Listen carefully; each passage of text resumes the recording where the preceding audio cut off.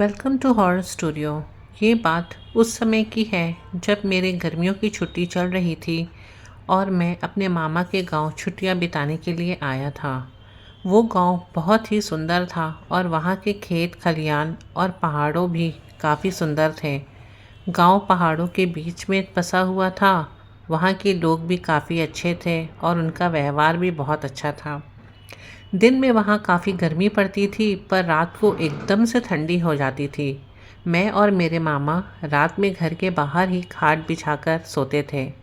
एक बार मैं देर रात तक अपने मामा जी से बात कर रहा था। बातों बातों में मैंने मामा जी से पूछा कि मामा जी ये बताइए, इस गांव में आपने कोई चुड़ैल वुड़ैल नहीं देखी है क्या? वैसे मैं आपको बता दूं कि मुझे भूत चुड़ैल की कहानियां सुनना काफ़ी पसंद है, पर मेरे मामा जी बोले कि रहने दो, फालतू में तुम डर जाओगे, रात को ढंग से सो भी नहीं पाओगे। पर मैं भी कहाँ मानने वाला था। मैंने भी ज़िद पकड़ ली कि कहानी तो आपको सुनानी ही पड़ेगी। मेरी ज़िद के आगे वो भी अपना सर झुका दिए। उन्होंने कहा कि इस गांव में बहुत सी चुड़ैल रहती हैं पर किसी को दिखाई नहीं देती। मैं बीच में ही बोल पड़ा कि जब किसी को वो दिखाई नहीं देती फिर कैसे पता चला कि वो यहाँ रहती हैं? मामा जी बोले कि हाँ, किसी ने उन्हें देखा तो नहीं है पर फिर भी कुछ लोगों ने उन्हें महसूस ज़रूर किया है। फिर मैंने कहा, क्या आपने उन्हें देखा या महसूस किया है? मामा जी ने कहा, हाँ शायद। मामा जी, आप मुझसे मजाक मत करो, अगर आपने देखा है तो बताओ।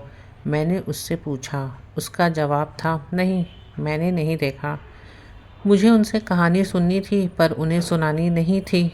मैं बाहर जाकर के सो गया।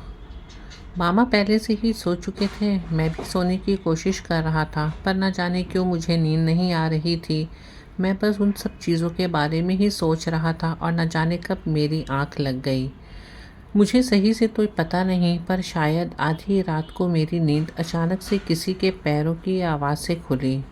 उस समय मेरे मामा जी तो सो ही रहे थे और मैं आश्चर्य में था कि इतनी रात को कौन हो सकता है। मेरी इतनी हिम्मत नहीं हो रही थी कि मैं उठकर पीछे देखूं कि कौन चल रहा है। उस समय मैं थोड़ा डरा हुआ था क्योंकि उस रात मैंने मामा जी से भूत चुड़ैल की बात कर रहा था। मैंने सोचा कि चुपचाप होकर देखता ही हूँ कि कौन है। धीरे धीरे वो आवाज़ बढ़ती जा रही थी और वो जो कोई भी था धीरे धीरे मेरे पास आ रहा था। देखा एक औरत जिसने काली रंग की साड़ी पहन रखी थी और वो मुझसे आगे चल चुकी थी और वो जाकर के आगे रुक जाती है। मैं अब भी उसे ही देख रहा था और सोच रहा था कि क्या ये क्यों रुक गई है, कि तभी वो पीछे मुड़ी। जहाँ वो रुकी थी वहाँ बल्ब की हल्की सी रोशनी पड़ रही थी। मैंने उसका चेहरा देखा और सच कहूँ तो उसका चेहरा देखकर मैं बहुत ज़्यादा ही डर गया। उसकी वो बड़ी बड़ी आँखें और उसकी ज़ुबान पूरे उसके मुंह से बाहर आ रही थी और उसकी आँखें लाल हो रही थी जो कि मुझे ही घूर रही थी। ये देखकर मैं चुपचाप अपने बिस्तर पे ही लेटा था और मैं ऐसा कोशिश कर रहा था कि उसे पता ना चले कि मैं उसे देख रहा हूँ। थोड़ी देर बाद मेरे कानों में एक आवाज़ आई, हा हा हा। तुझे क्या लगता है मुझे नहीं पता चला कि तू मुझे देख रहा है? मैं एकदम से नींद से उठ गया। सुबह होना ही वाला था और बस मैं यही सोच रहा था, चलो अच्छा है। मुझे लग रहा था कि मैंने शायद कोई बहुत डरावना ख्वाब देखा है। जब मैं उठकर बाहर गया तो मैंने देखा कि बहुत भीड़ लगा हुआ है। सब लोग चिल्ला रहे हैं कि इस औरत पर चुड़ैल है, चुड़ैल है। मैं भी उसी भीड़ में घुस गया देखने के लिए कि ऐसा क्या हो गया है। सामने एक औरत थी जिसे लोग पकड़ कर रखे थे और सब लोग बोल रहे थे कि इस पर चुड़ैल का साया है। कोई कह रहा था कि रात को ये बाहर पेशाब करने के लिए उठी थी पर ये वापस घर नहीं आई थी। सुबह ये गांव के आखिरी खेत के पास बरगद के पेड़ के पास बैठी हुई थी और कुछ गांव वाले इसे वहां से लेकर आए। वो सबको देखकर हंस रही थी। एक समय ऐसा भी आया जब उसने मेरी तरफ भी देखा और हंसते हुए बोली, तुझे क्या लगता है मुझे नहीं पता चला कि तू मुझे देख रहा है?